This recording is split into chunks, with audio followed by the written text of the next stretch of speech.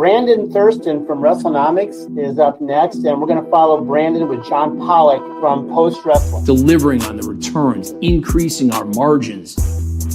Ratings go down the toilet if I'm not here. All I do is simply put the math in my favor. We agree that Brandon and John do good work. The reason is simple wrestling economics. I've been told the Netflix numbers. I've been told the metrics a little bit, probably 5 different times. I still don't get it. There were respectable wrestling journalists who needed answers. Thank you very much, members of the media. I hope you all go to hell. How about we pop a number right here, right now? Whole part of the show, man. And here we go. It is John Pollock and Brandon Thurston. We are just diving right into things. How are you, Brandon? I'm good. I made it. This was a race against time for you? Yes. Life happens. Yes. Well, we, much like Brandon's day-to-day, we have been hit with the whirlwind news that TNA has a new home. We're going to be talking about all the makings of Hiroshi Tanahashi's retirement match. And yes, Paul Levesque may hear all the Netflix numbers. He doesn't know what they mean. We'll try and make sense of them from the past list because Raw, despite Mark Shapiro's touting of such, it didn't number rank. one show in globally every single week. Well, stranger things happened. That's what happened. It was, yes. I guess the Vecna ruined WWE's streak over the I've never week. seen Stranger Things, but I've heard of it. It's an interesting show, to say the least. Well, here we go, everybody. We have the announcement that everyone has been waiting for, and that is TNA landing on AMC, the home of Breaking Bad, the home of Mad Men. Now they are bringing TNA Wrestling to their screens beginning January the 15th. A press release going out Tuesday, I should say. AMC Networks and TNA Wrestling announced a multi-year agreement to bring TNA's flagship weekly television show, Thursday Night Impact, to AMC, TNA's new television home in the U.S. The TNA-AMC partnership kicks off live from the Curtis Culwell Center in the Dallas-Fort Worth Metroplex, Thursday, January 15th, 2026. Thursday Night Impact, a 2-hour block of action-packed TNA wrestling exclusively on television every Thursday from 9 to 11 p.m. Eastern. The new TNA AMC agreement also includes extending the weekly telecast to viewers on AMC Plus, which would technically not make it exclusively on television every Thursday from Thursday to 9, but we digress. So that is the main takeaway here. They have landed this deal, a multi-year agreement. At this point, we do not have the confirmed length or financials of the deals, which are obviously very key components here. But regardless, in a nutshell, Brandon, what does this mean for TNA? For AEW. What does it mean for AEW? That's its own separate show that we're going to be doing. What about AEW here? But first, TNA, and comparing this to their home of the last 5 years, which has been Access TV, which many people have not had access to. Yes. So Access TV is a relatively low-profile cable network. How many U.S. homes are there in this entire country? About 130 million or so. How many of those homes have cable? About half of them. How many cable homes had access? About half of those. So maybe 1/4 of the country could watch TNA if they wanted to on Thursday nights.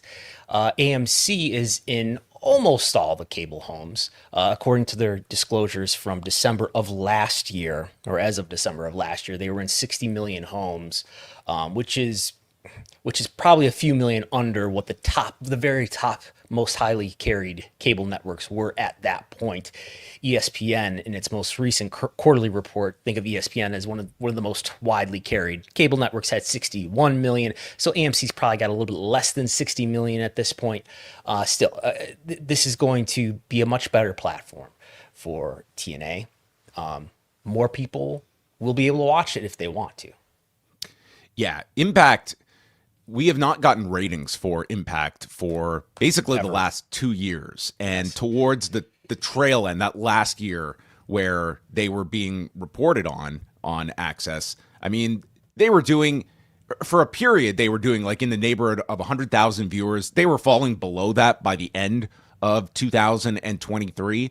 So it's really hard to even make a comparison with whatever their new audience is on AMC, because, you know, we just don't have numbers for these last 2 years of like how much had it fallen, and was there a rebound this past year, because, you know, other metrics for TNA would suggest that this was a much more popular product over this past 18 months than prior. But that is one of many question marks. The latest numbers that we have for impact on AXS TV is we have it going in some weeks under 100,000 viewers. So, and that's in 2023. So what's it been doing in 2024? Don't know. What's it doing in 2025? Is there an increase, as you mentioned, because of the NXT interaction? Maybe, but who knows? I'm under the impression that AXS TV just has not been a Nielsen client in the last year or so, or a couple years. So they're not maybe even being measured. In any case, we don't know what their ratings are. We should get the AMC ratings. AMC is measured by Nielsen, so I expect that we will be getting these ratings. And somebody asked me on Patreon, what's your prediction for how many viewers this is doing, and is going to do? And I said, well, I know one thing for sure: the debut on January 15th. Live from the Curtis Caldwell Center in Garland, Texas, just outside of Dallas. Going to be the most watched episode in the history of TNA on AMC, I bet. So let's say it was doing like 100,000 on AXS TV this year. It will have about double the reach. I don't think that's going to mean double the viewership, but you know, I mean, it's maybe somewhere in the 200 range. It could still be under 200. I don't know. The thing is, so Programming Insider presumably will continue to report ratings. And if it's highly enough rated, I certainly will get it. But I wonder if it'll be highly enough rated for Programming Insider to pick it up. Because these top lists, these ratings reports that we do get tend to be limited to like the top, I don't know, 100 or something like that. So it's going to have to be in there maybe for us to get it. But I would think, you know, what's the debut to do? Maybe 300 or something like that. I don't know. Yeah, I think that I think the first episode, as we have seen with all of these deals, tends to be the one that gets the most promotional push, and you would hope that they do a like satisfactory number for the first week. The question is like what is like the leveling off audience, but most importantly is just how lucrative this deal is for TNA. I think that's the biggest question that I would have regarding this deal. And, you know, you're going from a network in AXS that Anthem owns, which comes with its own questions of unloading its biggest property, but going to a network now where you are now getting, you know, what you would assume to be at least a substantial rights fee. Certainly this would appear to be the most lucrative deal for the company since the Spike TV days. And if this is it doesn't matter if they get a rights fee or not, right? Because there's such a value in doubling their reach for them. So it leads me to think that the compensation for this is rather on the low end, and maybe it helps or does completely cover the production cost. I know there's a number out there being rumored of 30 million, maybe over the lifetime of the deal, and then we also don't know what the length of this deal is, other than this press release saying multi-year. If this is a 5-year deal, I mean, it's 5 divided by 30 could be $6 million a year. That seems believable to me. What's it going to cost them to produce TV? Say maybe it's like, let's say $500,000 an episode or something like that. That comes out to what, 25? It'd be like $25 million per year to produce. So that'll be a loss on if you're only getting that much. But regardless, you know, this is better than probably essentially zero that they were getting from being on AXS TV while doubling their reach. Well, I mean, if we just work with that, there's also going to be, like, I would think there is going to be some upgrade or at least added expenses here. The first week is going to be a live episode. Then they're doing another live episode the second week. And while I don't think this is going to be live weekly, I would certainly think they're going to be doing more live impacts than past years. And that will come with, you know, those added expenses as well that is attached to this. And I do welcome anyone in an official capacity at Impact. They can come and give us the the straight financials on this deal, and then we can go through it. But I would think you have like a pretty good guesstimate that we can work with here. It will also be simulcast on AMC Plus, which I'm going to guess you don't. It's going to be live simulcast, or is it just going to be on demand?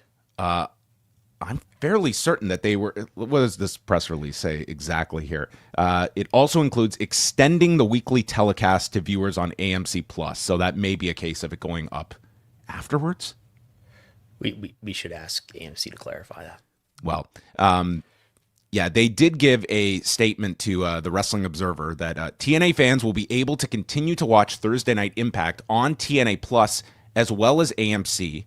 TNA Plus will also continue to be the home of TNA's premium live events and the full history of TNA. So it doesn't seem like if you are a TNA Plus subscriber that you're going to be losing any of the perks that you currently get with your subscription, and they're going to continue to do some of these specials throughout the year.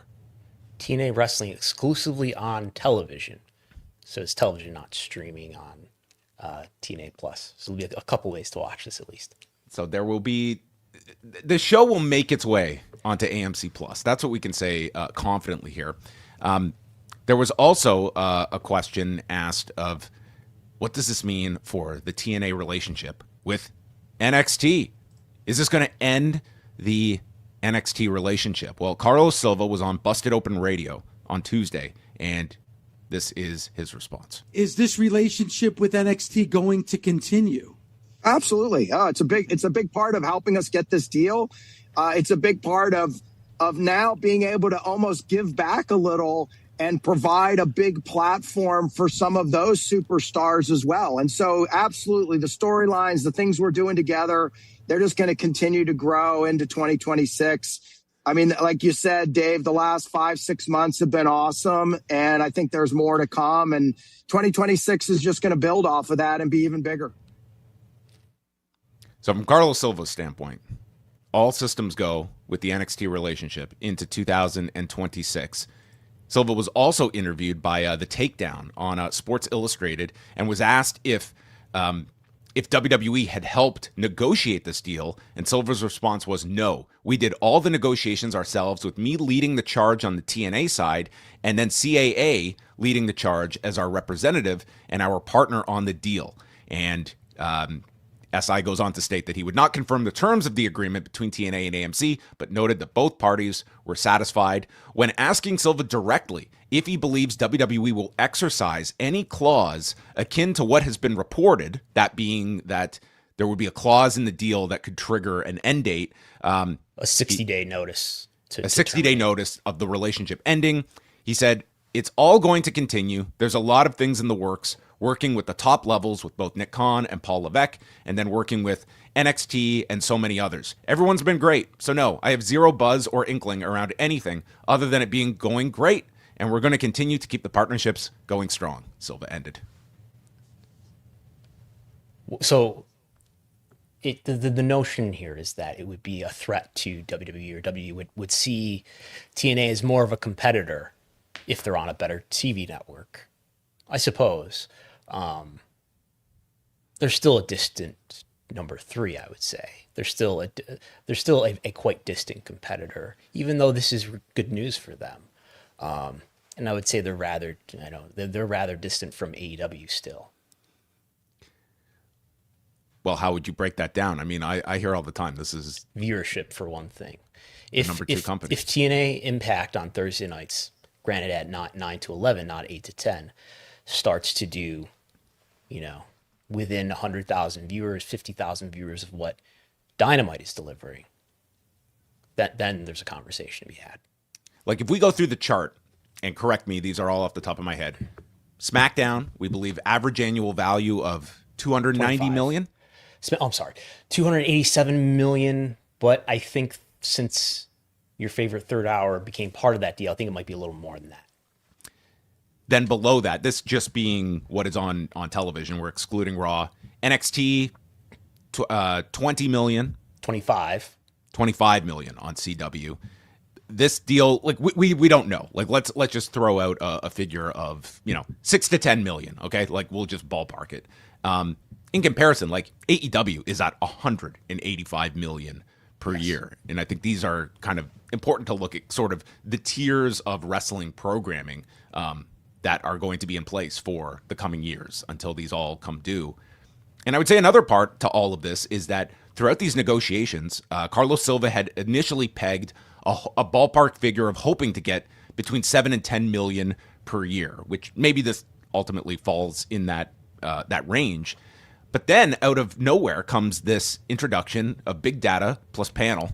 And I would be really curious to ask if, like, was that at all a bit of a stumbling block when you are selling your wrestling programming and all of a sudden, you're looking for millions of dollars and there's this big neon sign that is pointing towards pro wrestling as being on the wrong side of this new methodology that's out there. Like, this is the first deal we have that has kind of come through this new methodology, and we're not going to know the full impact until like years from now when all of these other programs come due, because there's not going to be any wrestling programming that's coming up for renewal anytime soon. Yeah, and as we discussed here, it seems quite possible that the big data plus panel discrepancy is due to, I suspect it's due to the way that wrestling is categorized, not as sports, and it's not being allowed some exception that sports are being allowed when it comes to long-term viewership, even though these programs are 2 hours long. I guess if you're a network and, TNA wants to be on a better network because they're on a network that's only in half the cable homes, why would you pay them anything if I'm AMC and I've got double the reach? Why would I offer you, 6 million or 10 million when what you need to begin with is reach into at least most of the cable homes, which you don't have, unless there's multiple bidders. Now there might have been CW involved, and just like selling a house, if you have multiple bidders, that can run up the price and run up the options that you have if you're a content seller or a house seller. If you're selling your house content on the market, that might have brought the price up. But that was, we didn't have any hard reporting, did we, about CW? We certainly had some reporting here in Sports Illustrated, the takedown from John Alba in anticipation of this deal being announced about AMC. Super chat here. Congrats to TNA for their AMC deal. TK should have gotten that deal for ROH when he had the chance. Does he want ROH off the ground or not? Hesitation is the enemy of progress. Remember this lesson. Now, the notion is that Ring of Honor could have signed with who? A TV deal with who? Yeah, there's no indication that AMC would have necessarily been interested in ROH. What we do know... TV, maybe CW. Tony Khan himself has admitted to having discussions with CW before NXT was there. Yes. And, ultimately it comes down to, what is the... I think Tony Khan believes that he is not going to sign a deal for ROH that is just to get it on television, where he believes it's undervaluing what could be something lucrative for them. Now, you could argue this many years into owning ROH, is that elusive deal going to come across your desk? And that becomes a question. If the answer is no, then what is the purpose of ROH beyond your subs on Honor Club and adding more tapings, having more people under contract? There are inherent value to having ROH running, but if your whole hope is landing this television deal, is that going to be coming your way? And in theory, another network got involved here, and they have put their money towards a product in TNA. I guess the presumption, the premise seems to be that if Ring of Honor were airing on CW or True TV, and we have no indication that they were ever in discussions with AMC. But if Ring of Honor were on traditional TV of some sort, would it have been harder for TNA to get this deal? I doubt it. I think his argument here is that, I think this is the idea that here is AMC, they're spending several million a year on pro wrestling. Why was it not ROH that was able to get a several $1 million a year deal? And frankly, would Tony Khan sign this deal? If the identical deal comes across for him for Ring of Honor as TNA, Is that what Tony Khan is looking for? Like, I don't know. I can't get into Tony Khan's head about what his strategy is with Ring of Honor. Like, we are coming up on 4 years since he bought this company. Yeah, we've discussed the idea of like, well, look at how great it was when they put their pay-per-view on YouTube. Then maybe they should just put everything on YouTube so that at least people can watch it, or at least people will watch it. Obviously, you can watch it if you subscribe to Honor Club, but I have to think the subs for that are pretty low at this point. Yes, and I mean, they have made that shift. They're no longer pay-per-views.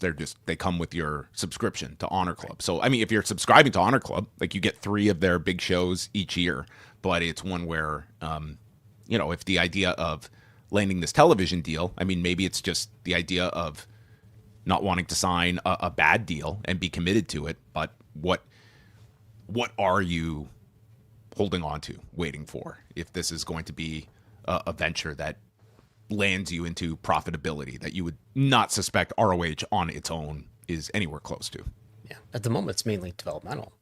Yeah, and again, like, there's a value to having that kind of a system if you're Tony Khan. Like, this thing could be a loss leader for you, but it's our closest replication of developmental, where people are getting experience. It is a place where you can work when you hear so many talent that there's just no spots for them on Collision or Dynamite, that at least it's an outpost that you can develop some talent and then they can graduate to AEW. Like, there's a purpose to having that. Is there any negative value? Is it watering down the AEW brand at all? I don't think it waters it down. I don't think ROH is anywhere close to a priority for most people. I think most people's consumption of ROH is limited to those 3 shows they do a year. And I think it's a very niche audience that is following this on a weekly basis. Is it harming AEW? I mean, you could argue that Collision waters down Dynamite. You could say that, but you're balancing this with more content, more revenue, and yeah, there is going to be, like, is there a demand for 4 hours of AEW programming every week versus 2? Maybe for some, but I'm sure for others, like, that's too much. When I think overall, like, the amount of wrestling out there, it is forcing people to just become very brand specific, and you're only going to be following one brand. And for many people, that's going to be WWE. I think it's tougher than ever to get people to sample new or more wrestling when you're already consuming multiple hours per week of one company itself. And what, we've discussed this as this relationship has gone on, like, what is the value that WWE gets out of having this relationship between NXT and TNA? Is WWE happy, genuinely happy that TNA is on a more widely carried network now? I think ultimately, like, whatever you think your end goal is going to be here for WWE, I could not have envisioned this being where this relationship would have gone when it was first started. Like, this runs so counter to previous relationships WWE would ever have with companies, where they were the clear dominant player in that relationship. And in this one, like, TNA has greatly benefited from it. Like, if this deal ended tomorrow, TNA is, like, on pretty solid footing, at least its most solid footing since losing Spike TV. Like, it would be a blow to lose WWE, but I don't think it would be fatal to them by any stretch. Should TNA invoke the 60-day notice? I mean, like, for TNA, it's like, what have you, like, in this last year? Okay, Jordan Grace has moved on. Joe Hendry has moved on. That's not, like, handicap this company. I think there's an argument for every company that one of the great benefits of the territory system was that when a character had run its course, it was time to move on. It freshens up the territory. It gets new blood in there. I think there's, like, a healthy turnover that a lot of companies do not experience. Like, we see people develop on WWE, develop on AEW, and they are set in these roles for years and years and years. And for TNA, it's like they are probably going to be in a constant, just reshuffling, because talents are going to move on. And I don't think that's the worst thing in the world for them. But now they've landed their television deal. They've had these great attendance markers, even when you go by the public records. Still great attendance for Slammiversary, for Bound for Glory. They like it is quite the story here of where TNA has turned itself around over these last 24 months. Or is the biggest purpose to WWE of the relationship with TNA to mitigate AEW, to, I guess, if you could look at this deal, if you're WWE, and say, all right, they got on to a major TV network, and this deal is going to be whatever it is, multiple years, 3, maybe 5 years. And when AEW's contract comes up for renewal, there'll be another wrestling property, far less highly paid in terms of a rights fee. And maybe that, it's increasing the supply of content, of wrestling content onto the air. It makes AEW a little less scarce and special. And then maybe it helps bring the cost of AEW content down. I mean, that's a theory. I think it's a really tough, again, we're talking whatever TNA is making on this deal, it is a tiny percentage of what AEW is making. And I think if you were to bet futures today in 5 years, is AEW going to be able to get a strong renewal? I feel fairly confident. You can't guarantee that. If I'm WWE and I say, all right, I really want to help TNA now and build up this viewership and get it as close as possible, ideally exceed Dynamite, so that Dynamite's viewership doesn't look that great. I mean, we'll see. They're already doing under 500,000 viewers at this point. Listen, if there's a result where WWE is ultimately able to buy TNA, yes, you can argue that. But what is the benefit of propping up one company against another company that you technically do not have a stake in either one?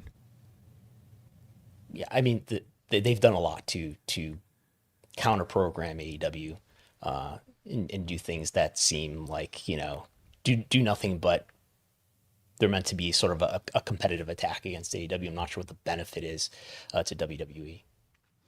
Well, we will probably revisit this big story involving the AMC. Will you be tuning in on January 15th, Brandon? When was the last time you sat down and watched any TNA programming? Weeks, months, years?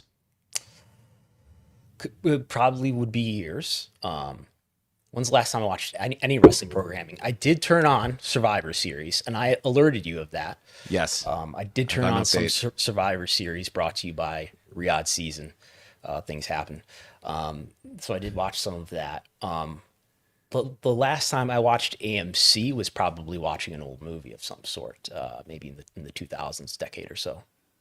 Okay. Well, there we have it. I'm glad that you stumbled upon Survivor Series and I got that live update.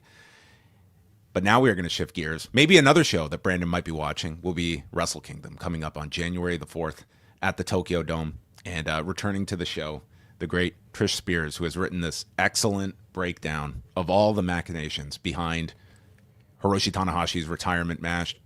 Trish, welcome back to the show. And hello. Do you have any intrigue in seeing TNA moving to AMC? Any thoughts about this landmark deal for the company?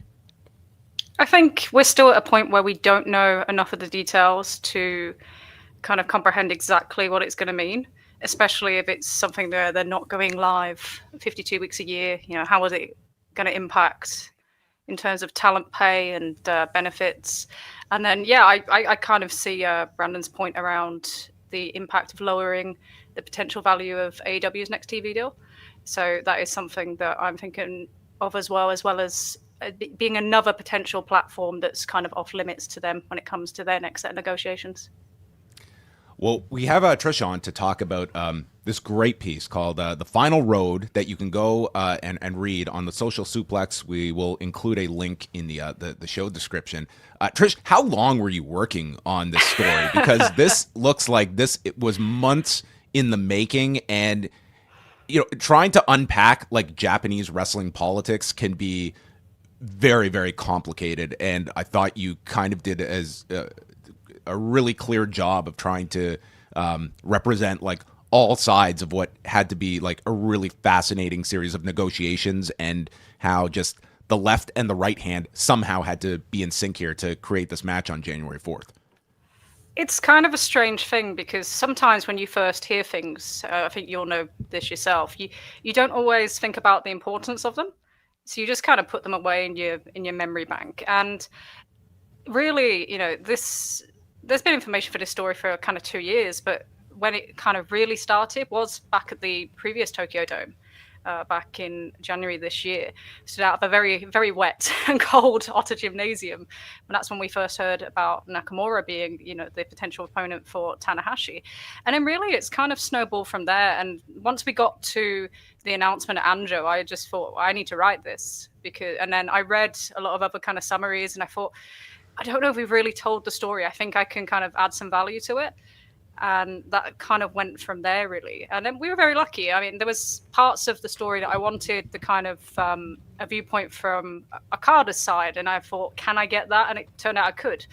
And same with some of the other bits around Nakamura as well. So, yeah, we've been very lucky with the people that have worked with us to produce this. But it's essentially, 2 years of working, contacting to build it. And then, 4 weeks to put it together, essentially. So in looking at, you kind of go through like the different periods that these negotiations went through.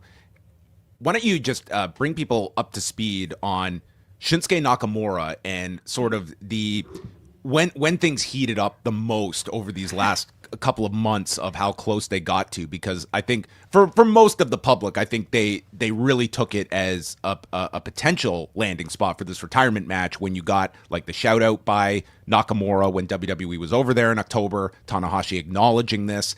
And as you point out here in the article, like it was sort of like teasing this to the public, and then it was ultimately the match was going to be settled on Okada several weeks later. Yeah, so the events around the WWE show at Ryogoku Sumo Hall were really the kind of like the touch paper in terms of everyone kind of feeling like it was going towards Nakamura. So Nakamura had been spoken about since January in New Japan. And then things have kind of gone quiet over the summer. There was more talk around Naito. And then once we got to Ryogoku, and Nakamura's using Tanahashi's phrases, and Tokyo Sports are straight on this. And Tanahashi's playing back to it because Tanahashi is, I said this in the article, but he's not Tetsuya Naito. He doesn't kind of play games. He doesn't try and tease things that he's not going to deliver on. So that's why kind of a lot of people who follow what Tanahashi does closely in Japan were very kind of sparked up by this. And then, he went through Tokyo Sports. Nakamura was still teasing it and saying, we'll see what happens. And then Tanahashi was like, I'll use Nakamura as my influence for the match in Gifu with Yota Tsuji when he was challenging for the IWGP Global title on November 2nd. And then he does the landslide driver in that match as well. So in terms of the public kind of match building, it would make you feel like all things were going towards Nakamura at that point. And you mentioned in the article that W denied to Fightful that the match had even been broached, to use that word. Mm-hmm. And you write that I gather you say it feels extremely unlikely that this was the case, and why do you think that? So I know that other people have been given or shown, would probably be the more accurate thing, contact between the two companies. So that comes from a pretty credible source. I actually had a second person come to us since we wrote to indicate the same as well and to show us things that make that pretty much certain. Maybe W is just using contact. A very flexible definition of the word broached. Sure, and I think that's part of it, isn't it? Because to be honest, the biggest surprise for me has been the lack of dispute over things like this. Because when you have something like this and, it's multiple different companies having different viewpoints on the same story, I expected more kind of pushback, and as yet we haven't kind of seen that.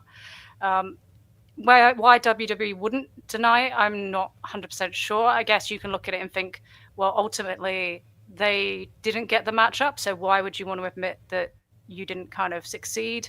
Is there an element to that? Have they done what they wanted to do in terms of making the relationship between AEW and New Japan more difficult at points this year? I don't know. But I thought that was quite interesting that we didn't get any pushback in that sense. Did you ask WWE about that specifically preparing this? No, I tried to contact and didn't get a response from WWE. Same. So they are so they are the one party in this where we aren't really sourcing from WWE. So they were sourcing from New Japan, from AEW, and around kind of Okada and Nakamura and Tanahashi, but there isn't from WWE, just because we just couldn't get any, to be quite honest with you. You couldn't get any response. So. I would think that they don't want to be seen as, you know, the party that didn't make happen what they might have wanted to make happen. You know, they're the biggest game in town by far, and they never want to appear as anything but. Yeah, and I think they missed an opportunity here. You know, I think they had a real opportunity to build a relationship with New Japan in terms of their spheres of influence, and, you know, basically kind of disrupt the other side of the kind of working relationships between New Japan and AEW. And it's not the first time they've kind of done that. And I know some of that goes with the mentality of, you know, we are the big dogs, we are the one place in town. But when you're kind of having a global Cold War, essentially, sometimes you need to build relationships in ways that you wouldn't normally do so. And I think they had the opportunity here to do that, and they squandered it. So from their perspective, I'm not sure that this would be a good publicity story. Had they been able to secure Nakamura for this show, what's your best guess as to what the ripple effect would have been with Nakamura in this position? And given the relationship with AEW, given the fact that Takeshita is in a featured match on this show, I mean, was it completely untenable that all parties could have been satisfied with this? I guess that's a question for potentially AEW to answer. But in terms of, you know, the worst case scenario, and we've heard, you know, that there were kind of, during some parts of negotiations, there were kind of things laid out. You know, it could be highly possible that, being that one of the big issues, as Brian Alvarez pointed out yesterday on Wrestling Observer Radio, was Takeshita being placed underneath of Nakamura. Then is it possible that Takeshita could have dropped to Goto in Gifu? Possibly. That's the worst case, and actually nuclear scenario. But it definitely would have changed the relationship, and all the kind of wording that we got in terms of the talks between AEW and New Japan was making New Japan well aware that, you know, there would be consequences, ramifications, whatever word you want to use. And it would, you know, I think it's naive to think that it wouldn't. If you are working with someone else's basic like enemy, or someone that's really working to damage their brand, their product, then if you are going to work with that, then the people that are being damaged the most aren't going to be happy about it, and they are going to feel like there will be a change in that relationship. I think that's kind of standard practice, and it's hard because I think everything's very black and white, very tribalistic in terms of how we talk about some of these companies sometimes. So it's very easy to kind of want to say, you know, it's all about this or it's all about that, and they shouldn't act like that. But everybody here is looking out for their business, you know, having to deal with their own challenges. And that's where you get the friction points where these things meet. Do you think that... Sorry, John. Go ahead. No, you go, Brian. Do you think, Trish, the relationship for New Japan, is the relationship with AEW continuing to benefit them? They are now the smaller player in an interpromotional relationship, and usually the smaller player is the one who's maybe benefiting less than the other, at least.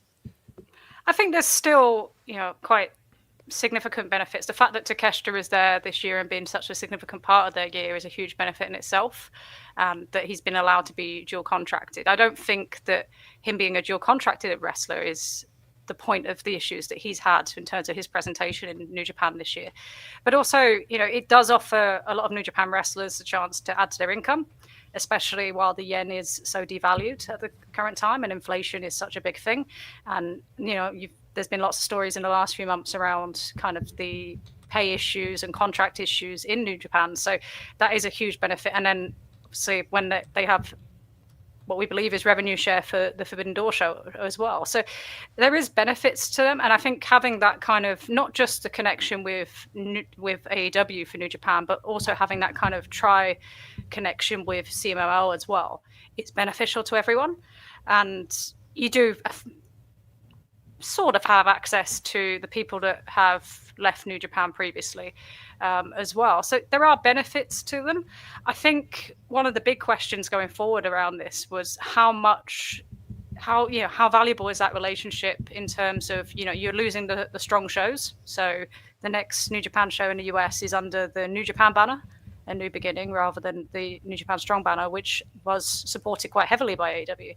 So is that a thing? Are they going to become more isolationist and focus more on their Japanese business rather than kind of the international kind of expansion that we saw 2015 onwards? I think that's probably a bigger question. It might be more around kind of their strategy going forward than thinking primarily about their relationship with AEW. When you look at January 4th, like I don't think it's exaggerating to say like this is one of the most important shows for New Japan, when you have got the wrestling world's interest for that night and maybe trickling over to New Year Dash the next night, but you have Tanahashi and Okada that will not be there after Wrestle Kingdom. And this is such an important show of bringing, like, it's this one night huge event that they're going to stage, and kind of an audition to the audience of like, what is the next chapter of New Japan? And you've got to balance all of this out, that people are coming in for the farewell to Tanahashi, but also giving them a reason to come back. And certainly this card is kind of made up of that, with Yota Tsuji going for the championship, with Aaron Wolf on this show. But to me, like, it's one of New Japan's most important shows of this generation, I would argue. I think that for me, the undercard matches, so Yota Tsuji, yep, he has to be crowned and they have to get that right. And Aaron Wolf, with him coming in, you know, the way that he's come in, it always reminds me of how Ronda Rousey came into WWE, especially in terms of the impact that she had on the Fox deal and the way that he's been able to get them a primetime slot for this Wrestle Kingdom broadcast. So they have to get those things right, probably even more so than anything to do with Tanahashi that night. And yeah, because they need that stability. You know, this year has been hugely unstable, especially once they lost Tetsuya Naito back in the spring. So you have to do that. It is now time to get the wheels turning. It's probably beyond time to get the wheels turning on pushing new people at the top. So at least you can look at it as that power vacuum at the top is maybe perhaps useful in terms of pushing new people in those spots and making them the recognized people in New Japan. And that's where having this primetime slot, having all this attention, having, you know, what could be what people in New Japan are talking about, up to 50,000 people potentially in the Tokyo Dome, is so important that you get that execution right. So it's not just the Tanahashi retirement show, but it's something that sets them up well into, you know, the middle of next year. And yeah, the Tsuji win and how they execute that, and then the Aaron Wolf debut, maybe even more so, are for me, yeah, the most important things on that show. They have to get that right. Otherwise, you know, it gets difficult, because they are a live event business. They are not a business built on TV revenue or any of the things that most of the American companies are built upon. So that's something where the execution here is of massive importance.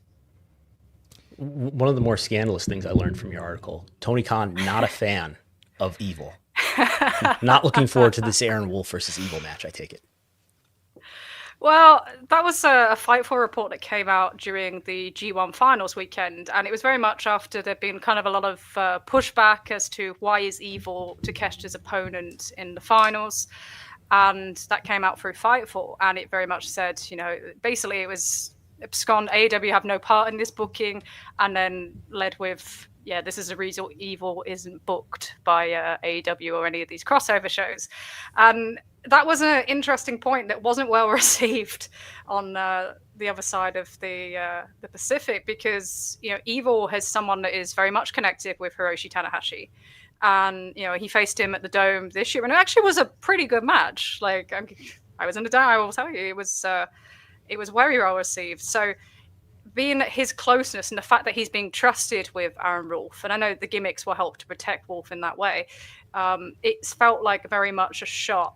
And, you know, it's that decision is difficult. I think if they presented Takeshita differently, maybe that match would have gone differently. Maybe the atmosphere would be different. Maybe the talking points would be different. But that's more about how New Japan presented Takeshita than in terms of that tournament, in terms of rather than picking Evil for the final, when what they were really doing was kind of trying to recreate. They put Evil in Jay White's spot from 2019. That's what they were doing. So the idea is you get Takeshita in the final, he wins, and then you get Yota Tsuji out in the semi-finals, so in order for him to be the double dash kind of challenger.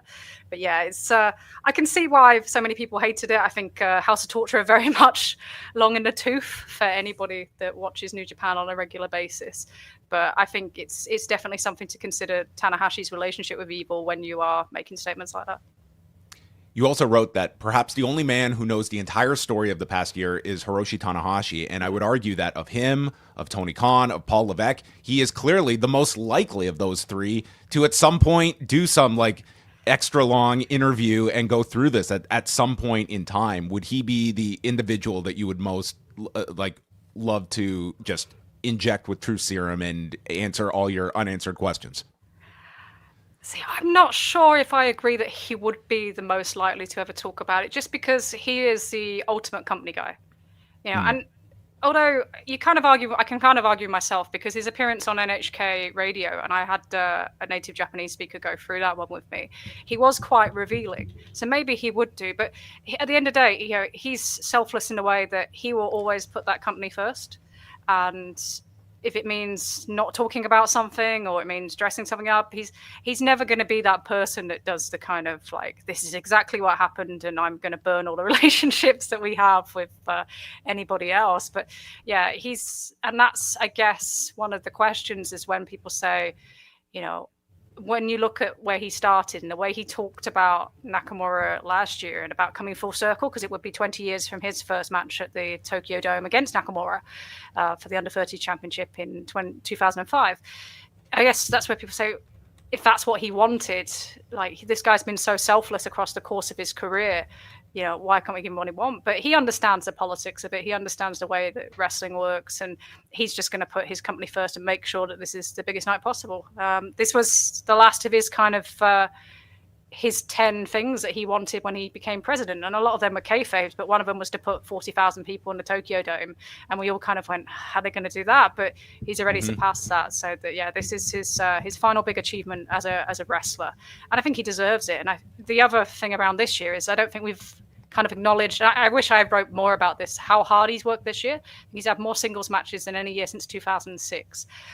There's been times where people were worried about, his body, will he hold up during the G1? Would they have to shut him down before the Tokyo Dome to ensure that he'd get there? But yeah, he's given everything he can this year, and I think that should definitely be recognized more than what we do.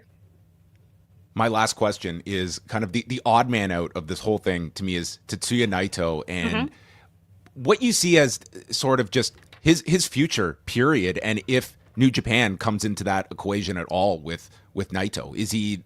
Is his presence like missed in New Japan? Like, certainly this is a super popular character, and yet he's had pretty much a nondescript 2025. Yeah, it's such a strange one, isn't it? Because I don't think anyone at the start of 2025 thought that Tetsuya Naito would be out of the company. I don't think I definitely did. Everyone, it's kind of well known that that's been my favorite wrestler to follow for the last decade and also.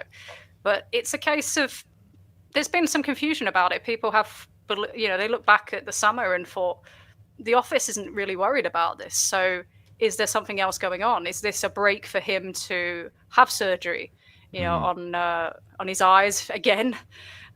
That's definitely something, and look at his knees and everything else, and then be able to establish kind of a secondary brand with the Los Tricolores brand that he's got with Bushi.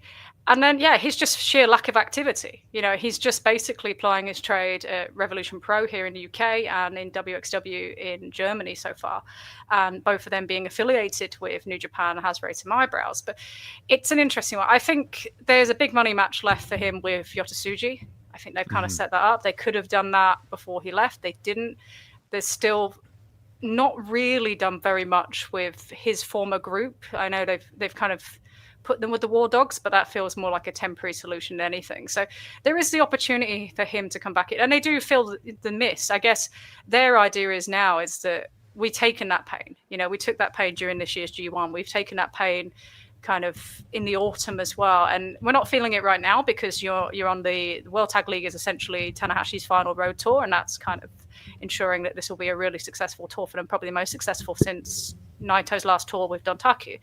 But it's a case of, do you just say, okay, we move on, and then when we want to bring back to a guest spot? And it's a shame. I mean, you're looking at another guy here, a bit like Tanahashi, that's given his entire career to New Japan, given his body effectively to New Japan as well, and felt unappreciated in the end.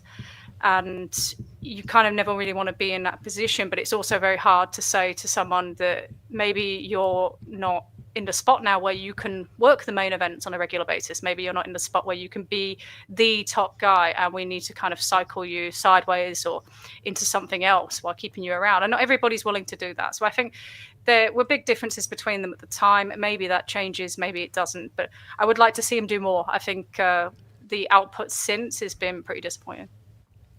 It is well worth your time to go read the extensive reporting by Trish Speirs, The Final Road. It's available at socialsuplex.com. We'll include the link. And, of course, the co-host of the Trish and Sarah Wrestling Podcast that all of you should be checking out. Trish, thanks so much for joining us to chat about this. I thought it was just a fascinating piece of kind of going back of all the like the behind the scenes that led to this match. Like you could probably like get a book out of this at the end of it, to be quite honest. And maybe you'll lead the way on that. No, thank you very much for your time and for all the feedback and contributions that you give to us, because it's very much appreciated. So yeah, Thank you for having me on. Thanks a lot, Trish. We'll talk soon. Thank you. All right, there you go. Again, the socialsuplex.com is where you can go. Socialsuplex.com to check out the article. We did have another super chat here that I want to get to from Jake from the Windy City. What do you know about the status of Triller TV? I've been seeing some rumblings about the parent company is not doing well, and some indies are leaving. So yes, Triller is in the midst of legal issues, to say the least.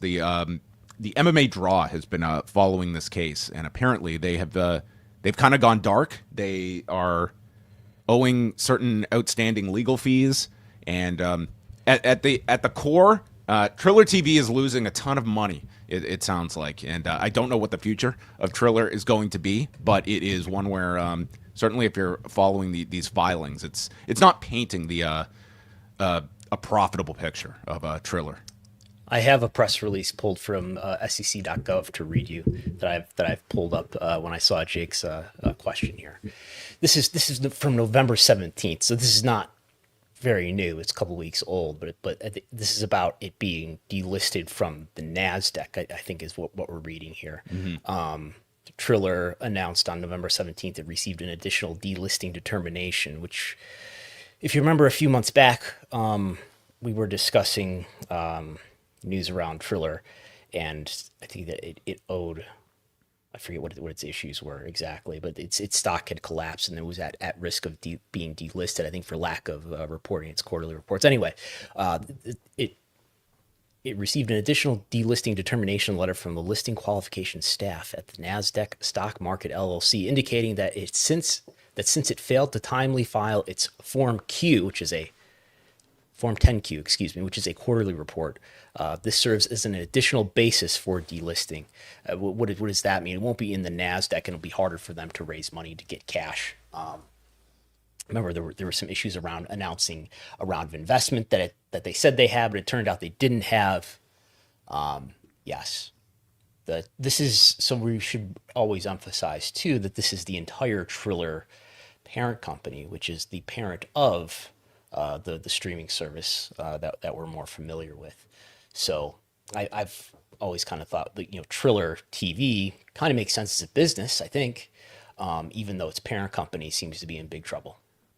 Yeah, the Zach Arnold of Fight Opinion, he had put out yesterday that attorneys on behalf of Triller in their New York lawsuit, where they are the defendants against Yorkville Advisors, have filed papers claiming that Triller has not communicated with counsel in 2 months and allegedly owes $28,000 plus in fees.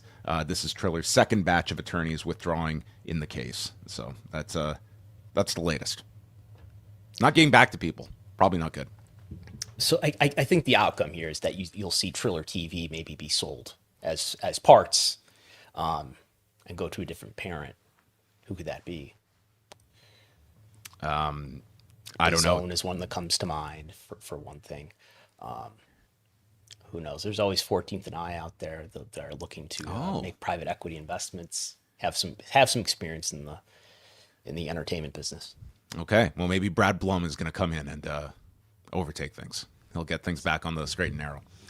A case involving Conor McGregor has apparently been dismissed. There was a civil suit filed by a Jane Doe. This was a case that we had covered when it was filed at the beginning of the year. The woman claimed she was sexually assaulted by Conor McGregor at a Miami Heat game back in June of 2023.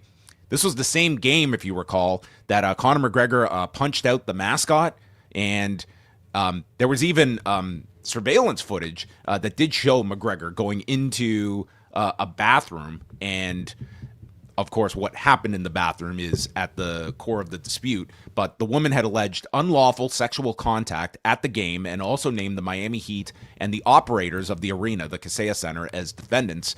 And there was a filing for a notice of voluntary dismissal with prejudice. Those defendants, other than Conor, were dropped earlier this year, I believe at the beginning of this year. So it was only Conor who was the surviving defendant here. Conor was remaining. And so, yeah, it's a voluntary dismissal. And Brandon, you have followed up. You have reached out to the attorneys, but it's unknown if they've reached a settlement or what the cause of this filing was. I did, within the last hour or two, send an email to each of the defendant and plaintiff attorneys asking if there had been a settlement, if there's any comment they want to make. It's important to emphasize that this is a one-sentence filing, and it says that the action is voluntarily dismissed with prejudice, meaning that the Jane Doe plaintiff cannot bring this to court again, which almost always means that there's been a settlement, but we cannot confirm that. All right, and finally, we will go to some ratings notes, and it seems that the ratings are in extensive delay at this point, and that was probably compounded by the holiday last week. But we do have last Monday's figures for Raw. So this was a non-Cena edition of Raw, the November 24th episode, which for the first time fell out of the global top 10 rankings for Netflix. And as Brandon had alluded to at the beginning, this might have been the Stranger Things effect, but regardless, this is the first week since launching that they are outside of the top 10. They did finish in the top 10 in 5 countries, including the U.S., as well as India, Bolivia, Nicaragua, and Trinidad and Tobago. So, yes, Canada also out of the top 10 landmark. This is the first time it's not been in the top 10 for Canada? Yes. And it was on the lower end for the U.S. But it doesn't mean that the rating was any lower or higher than usual. As we're demonstrating here with this chart, this is a chart for people watching a video that shows what was the global views number for the number 10 piece of content on Netflix in that top 10 that we get the Raw number from every week. And this is every week going back to the premiere of Raw on Netflix. And for the most part, it's hovered between 1.5 million and 2.5 million. Maybe the highest here is 2.8 million.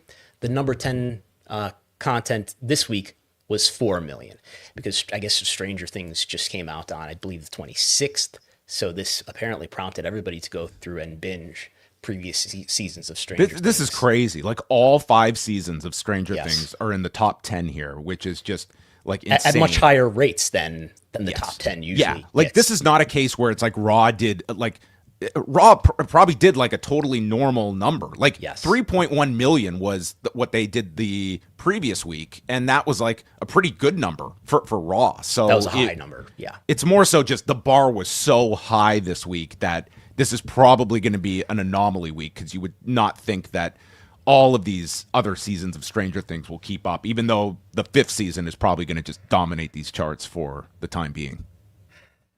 Maybe this is something that will dissipate. I guess they're doing, I know nothing about Stranger Things other than I think they released part of the season. People in the chat will now correct us. They released part of the season immediately, but it's not all been released yet. So there will be these periodic releases. But this is this first set of episodes came out last week. Then another batch come out Christmas Day, and then I believe the finale is New Year's Eve. So we will see recurring Stranger Things bumps on these charts. We will get these. They do these every 6 months releases of all of their data. Netflix does.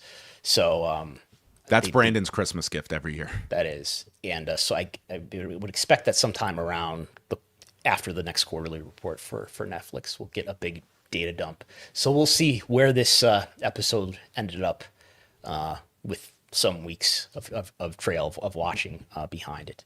But no reason to think that this was, I'm sure it was down from the special Cena Madison Square Garden episode, but I have no reason to think that it was down lower than that. Yeah. Also, the Survivor Series this past weekend, it ranked in the top 10 in 14 countries, including Canada, Mexico, the UK, and Saudi Arabia. But not, well, Survivor Series is always going to be hurt by the fact that it does not stream in the US as well. I did try. I asked Netflix if they would share the Raw number since we don't have in the top 10, and they politely declined. They did. Yes. At least I did ask WWE too, but they didn't respond. Okay. No DMs sent to anyone at Netflix or anything like that. No responses. No one got mad at me in the DMs like they did that one time for something totally different. We should also mention the fact that they are hyping up the 1-year anniversary of Raw on Netflix with a January 5th episode from the Barclays Center, where they will have CM Punk and Braun Breaker for the WWE Championship, and obviously I think trying to make that an annual big episode of Raw to follow I mean, they're not going to achieve the success of the launch last year, but at least make it like a big pillar episode. An anniversary of a TV deal commencing. Those are our holidays now in the professional wrestling business. I mean, we're only a year away from the 1-year anniversary of Impact on AMC. What will they plan for January 2027? That's true. Yes. And then finally, the latest numbers we have, Brandon, are last week's Dynamite, which generated 512,000 viewers. This was the episode following Full Gear, which was up 4%, and a 0.10 in the 18 to 49 demo, which was equal to the previous week. Not a whole lot to discern from this other than ratings are coming in at like a snail's pace these days. Well, the holidays is a big part of that. I have to mention, did you go to Programming Insider and try to get the information about this? I did, and I wanted your. I assume you saw the graph from hell that I just nearly gave me just an aneurysm trying to figure out. We can't blame this on our friend Douglas Pucci, who does not have the byline on this report. I don't know if he's on vacation at this time, but just a huge data dump was dropped in here. Very difficult to read. I think I did deduce what the numbers for Dynamite were. I did go and independently confirm that the number that I thought was the number for Dynamite is the number for Dynamite. So we do know that this 512. It appears to be sixth for the night on cable. Yeah, with the NBA, whatever this TNT program. What was on at TNT at 9:35 p.m. for 2.5 hours? Something. Players Basketball? Era. No, don't know what that is.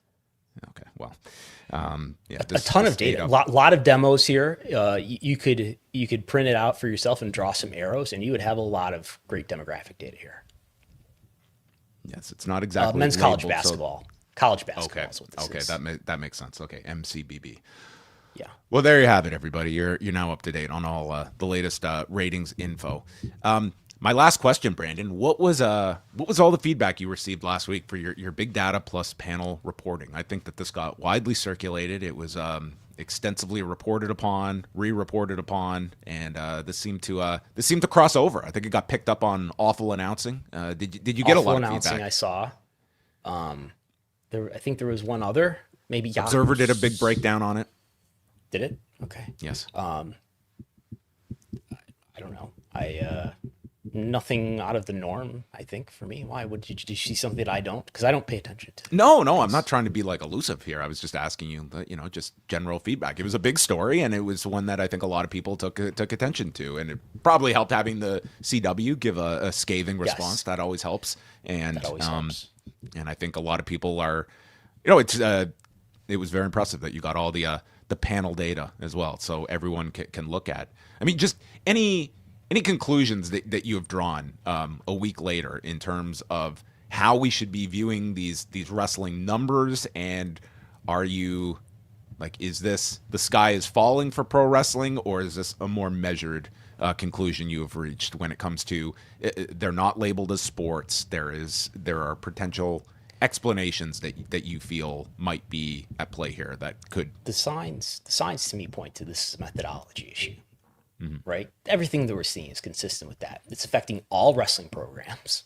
It's affecting them to a somewhat comparable degree. You don't think this is like that wrestling was just over-indexing in the previous model? You feel like this is something that it comes down to the way that pro wrestling falls into this unique non-sport category?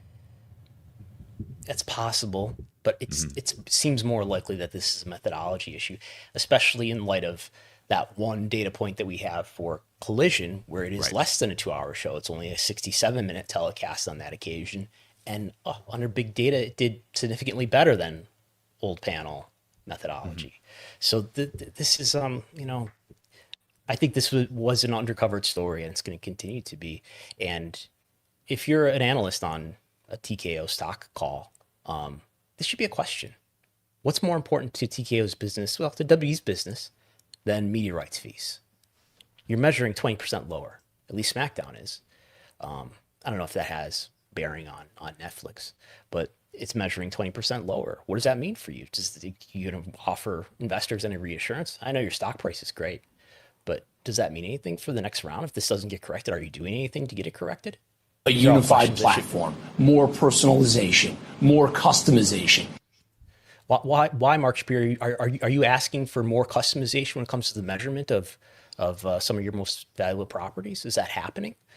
These are questions that should be raised to TKO, to WWE, and to Nielsen, all of whom did not comment on this. Maybe they're just bogged down. It was Thanksgiving.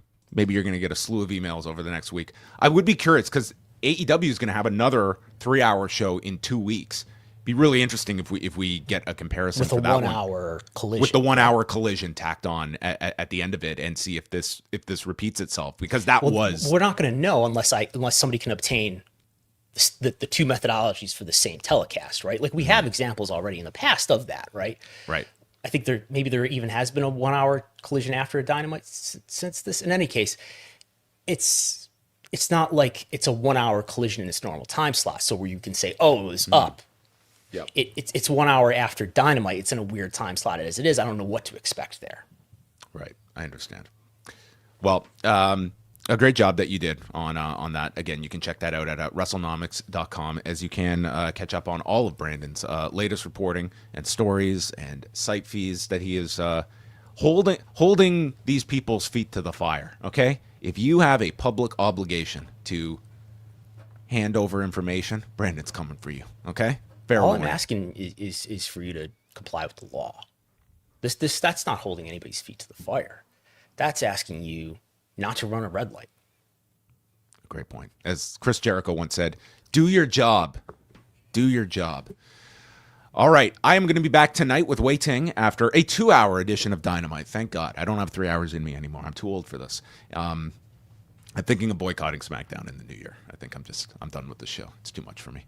And then coming up on Thursday for members at postwrestlingcafe.com, we're going back to 1991, the Survivor Series. It's a Wednesday night show. It is The Undertaker versus Hulk Hogan. And a very controversial tombstone piledriver that eventually leads to Hogan being under a deposition and having to go through this tombstone spot. Yes. So we do have a deposition courtesy Do you need the depositions? I might have them. Thankfully, David Bixenspan wrote an extensive I think that's why I got them from on this tombstone spot with the Laser Spine Institute lawsuit from Hulk Hogan, where he had to he got called on his previous books, which is never a good sign in your deposition when you're Hulk Hogan and your books are being cited as public comments that you for entertainment purposes only. That's it. That was Hulk Hogan writing that book, brother. All right. For more, follow patreon.com/Wrestlenomics and follow all things Brandon Thurston related. Anything else to mention, to promote, to give thanks for, Brandon? Not at this time. You can sign up for a year for a discount at patreon.com/Wrestlenomics. We've quietly rolled that out. So okay. There's an inside tip. We're not afraid to pound our chest about it.